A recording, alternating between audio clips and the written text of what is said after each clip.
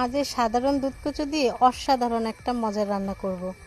সুন্দর করে কেটে নিয়ে আসলাম, তার সাথে সুন্দর করে আবার রেখেও দিলাম। পাতাগুলো অসম্ভব সুন্দর, এই পাতার ভাজিও ভাজা। কচুর মাঝে চিংড়ি মাছগুলো অসম্ভব লাগছে, আর এই চিংড়ি মাছ দিয়ে আজ কচু রান্না করব।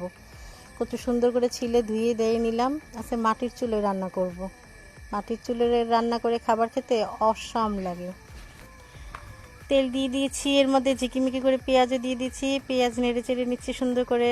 এখন দিয়ে দিব সেই দেশি চিংড়ি মাছগুলো। চিংড়ি মাছগুলো দিতেই ও সুন্দর একটা গ্রান ছুটেছে। এখন দিয়ে দিচ্ছি রসুন আর জিরার পেস্ট, সুন্দর করে ঝিকিমিকি করে নেড়ে নিলাম। এখন দিয়ে দিব একটু হলুদ, ঝাল। ঝাল কি হতে পারে? ঝাল মরিচ, লাল ঝাল মরিচ। একটু খানিকটা পানি দিয়ে কষিয়ে নিব। কষা হলে আমি দিয়ে দিচ্ছি কচু। আমার মনে হচ্ছিল লবণটা কম হয়েছে, তাই আবার একটু লবণ দিয়ে দিলাম। কচু হয়ে গেছে, এখন সুন্দর করে বাটিতে ঢেলে নিলাম।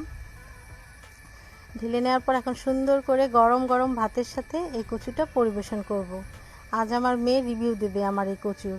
সুন্দর করে ওকে ভাত বেড়ে দিয়েছি। আমার মেয়ে বলছিল, মা ভাতটা অনেক গরম, হাত দিতে পারছি না। তাই কচুটাও তো গরম, হাত দিয়েও খেতে পারছিল না।